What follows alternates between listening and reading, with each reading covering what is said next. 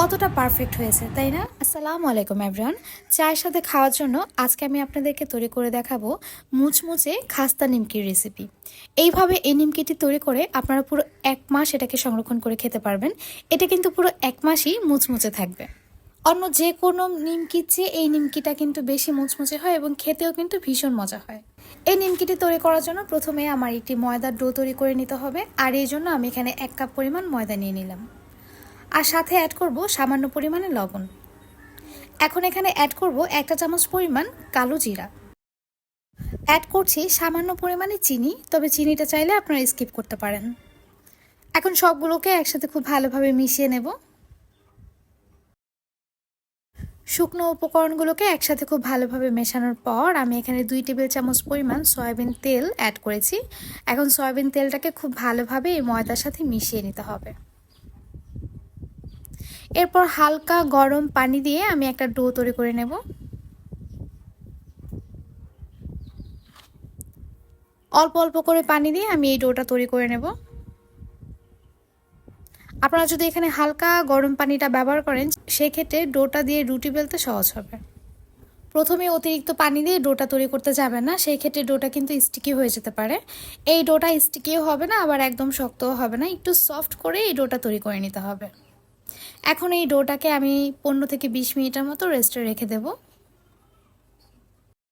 একটি বাটিতে 3 টেবিল চামচ পরিমাণ সয়াবিন তেল নিয়েছি, আর তার সাথে অ্যাড করব 2 চা চামচ পরিমাণ কর্নফ্লাওয়ার এবং 1 চা চামচ পরিমাণ ময়দা। এখন কর্নফ্লাওয়ার আর ময়দাটাকে এই তেলের মধ্যে মিশিয়ে নেব।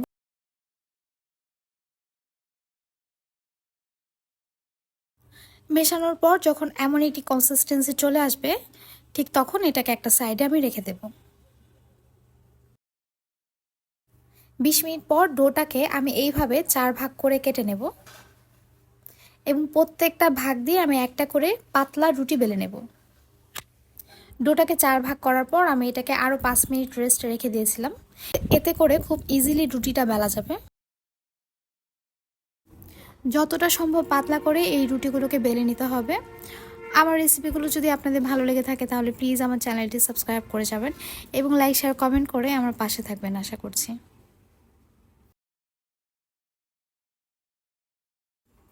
এরকম পাতলা করে আমি প্রত্যেকটা রুটি বেলে নিয়েছি।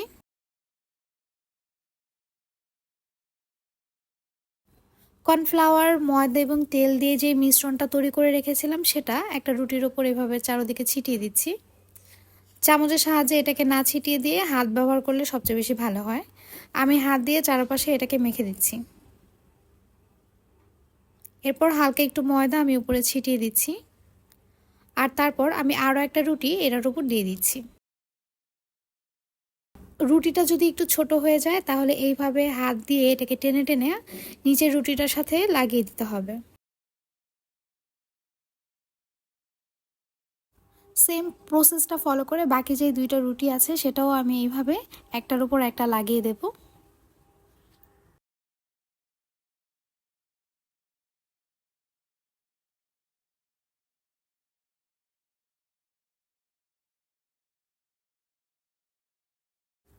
আশা করছি ভিডিওটি দেখে আপনারা বুঝে যাবেন আমি এটাকে কিভাবে তৈরি করছি। 4টা রুটি একসাথে লাগানোর পর আমি এখন এটাকে নর্মালি আমরা পরোটা তৈরি করার জন্য যেভাবে রুটিটাকে ফোল্ড করি সেইভাবে ফোল্ড করে নেব। ফোল্ড করার পর আমি আবারও তেল এবং কর্নফ্লাওয়ারের মিশ্রণটা একটু মেখে দিলাম। এখন আর তেল কর্নফ্লাওয়ারের মিশ্রণটা আমি এখানে মাখবো না, এতে করে এটা খুব ভালোভাবে সিল হবে, খুলে যাওয়ার সম্ভাবনা থাকবে না। তো এইভাবে এটাকে তৈরি করে আমি এটাকে আরও 5 মিনিটের মতো রেস্টে রেখে দেবো, এতে করে এটা বেলতে সুবিধা হবে।